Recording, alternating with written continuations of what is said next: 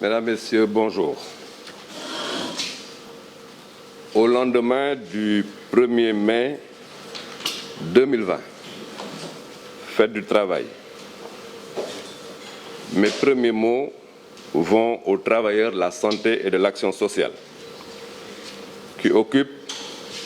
la première ligne dans la lutte contre le Covid-19. Le personnel de santé et de l'action sociale, toutes professions confondues, partout sur le territoire national, dans le public comme dans le privé, sont mobilisés et déterminés à freiner la propagation du Covid-19. Je voudrais saluer leur professionnalisme et leur courage. Les autres acteurs impliqués dans la riposte méritent cet hommage. Je les exhorte à maintenir haut le niveau d'engagement et de détermination dont il faut montre depuis le début. J'ai constamment une pensée pour nos compatriotes décédés du Covid-19. Je présente à leurs familles et à leurs proches mes sincères condoléances. Ce matin, nous tenons le deuxième point mensuel pour vous informer de l'évolution de la maladie à Covid-19. Partager avec vous les indicateurs essentiels et quelques analyses tirées de cette crise sanitaire à laquelle nous faisons face dans notre pays depuis le 2 mars 2020.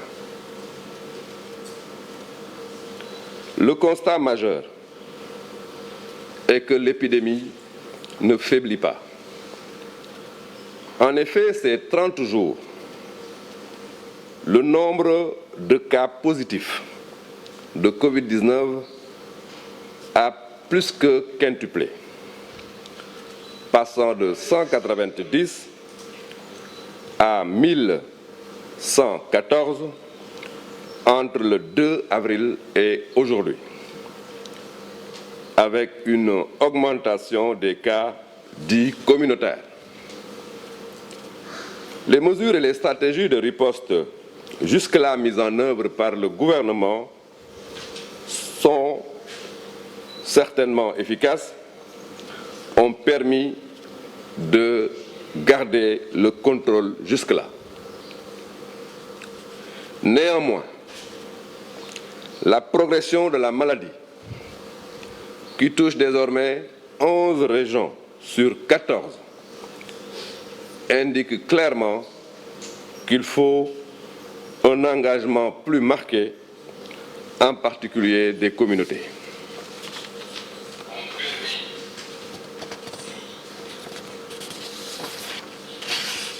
Seule une application très rigoureuse des mesures tirées d'une très grande discipline individuelle et collective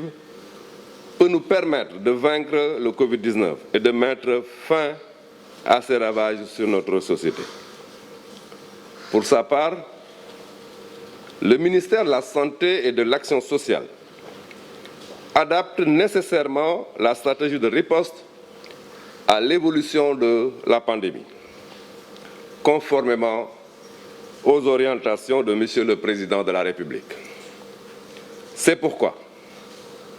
nous avons fortement augmenté le nombre de tests de diagnostic autour des cas, renforcé nos capacités d'alerte, de détection, d'isolement, mais aussi de prise en charge. Je voudrais remercier et encourager les membres du Comité national de gestion des épidémies et du groupe opérationnel,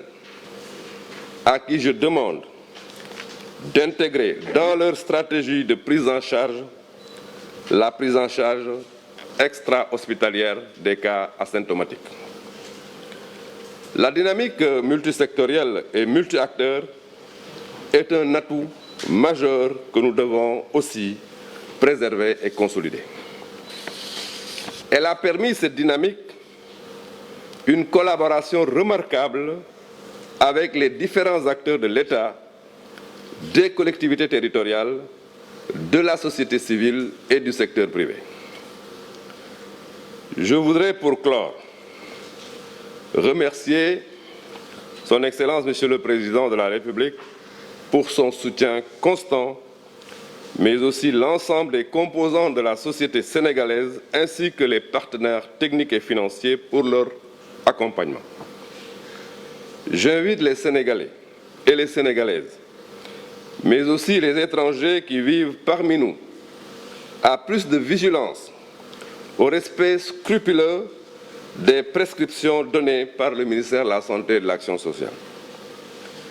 Mesdames, Messieurs, tout à l'heure, mes collaborateurs, à savoir Madame la Directrice générale de la Santé, le docteur Marie-Khémesse Ngom Ndiaye, le professeur Moussa Seydi, le professeur Mamadou Diarra Bey, le docteur Abdoulaye Bousso, le docteur Amadou Alpha Sall se succéderont à cette tribune pour échanger avec vous sur les questions majeures relatives à la pandémie.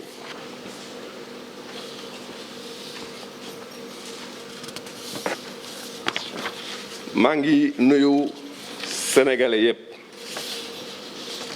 di wax ne tey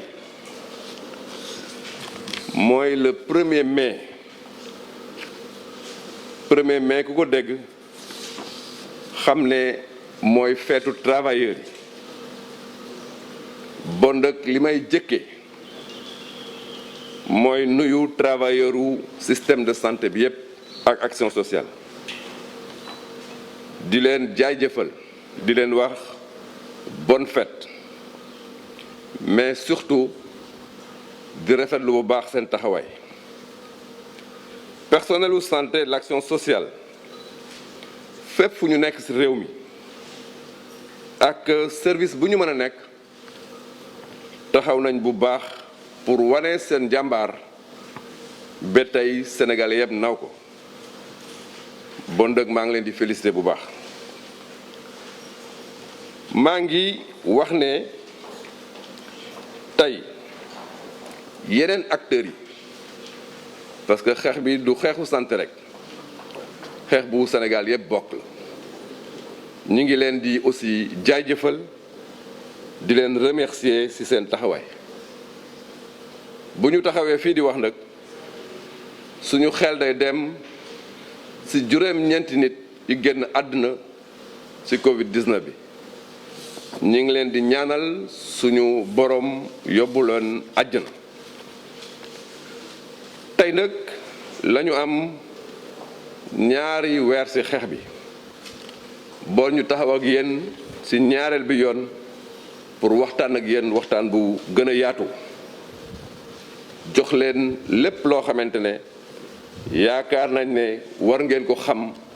ci riposte bi ñuy def li ñu mën a seetlu mooy que ne feebar bi delluwul gannaaw parce que nag bi ñu tàgg ak yéen fii ñu ngi woon ci 20 cas ak juróom-ñeent fukk tey romb nañ 1,000 cas bon nag mën nañu wax ne delluwul gannaaw dafa gën a yokk lépp loo xamante ne nag dañu koy def bu mbir mi yokkoo tam mën nañ seetlu ne ba fi ñuy wax ak yéen ñu ngi téye mbir mi contrôler ko échappé guñ loolu nag ñu siy félicité bépp acteur bu nekk ci riposte bi képp koo xamante ne yaa ngi jàpp pour que ñu xeex Covid-19 bi beneen jàngat bi mooy que ne léegi fukki région ak benn mbir mi yegg na fa bon nag 4 région rek ci réew mi ñoo amagul Covid-19 bu ñu seetloo loolu mën nañu wax ne li ñu mën a génne ci mbir mi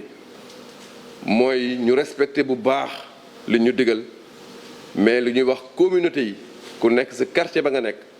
nga jël mbir mi mu nekk sa mbir. Ministère de la santé et de l'action sociale chaque fois bu mbir mi évoluer day changer ay stratégie am adapté ko méngale ko ak fi mbir mi tollu méngale ko ak changement yi ñu gis ci feebar bi méngale ko ak taxawaayu jàngoro bi loolu yëpp nag ci ndigalu président de la république moo tax tey ñi ngi encouragé bu baax comité national de gestion des épidémies di leen féliciter di féliciter aussi groupe opérationnel bi ak képp koo xamante ne yaa ngi nekk ci dispositif bi ci orientation yooyu am na benn bu ci bees bu ñu leen di yëgal mooy demandé nañ comité national de gestion des épidémies ak comité opérationnel bi ñu dugal ci seen jumtukaayu xeex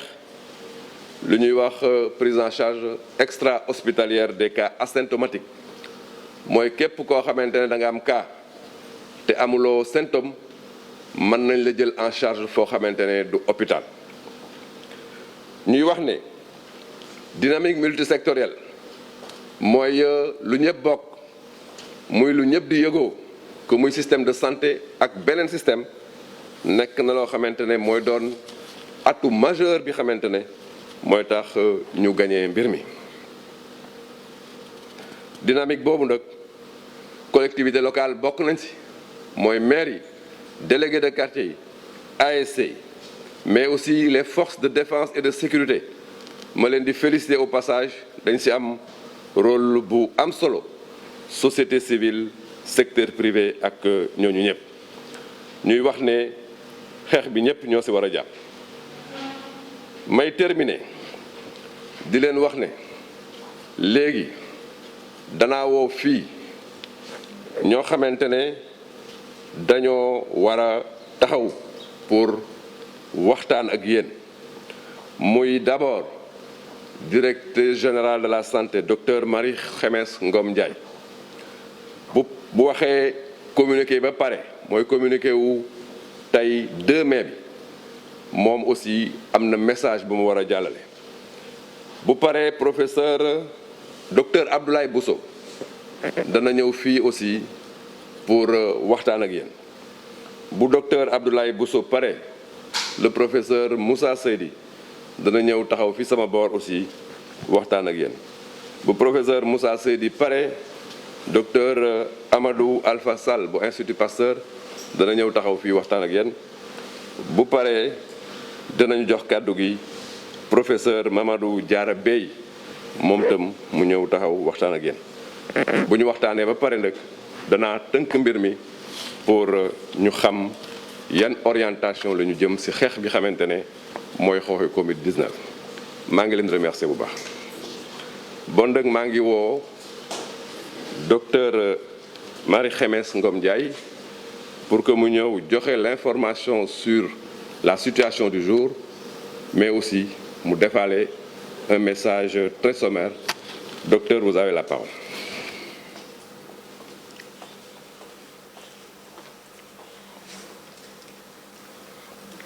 Merci beaucoup, Monsieur le ministre de la Santé et de l'Action sociale. Bonjour, Mesdames, Messieurs. Communiqué numéro 62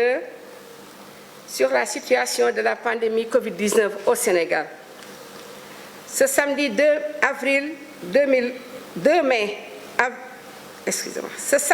mai 2020, le ministère de la Santé et de l'Action sociale a reçu les résultats des examens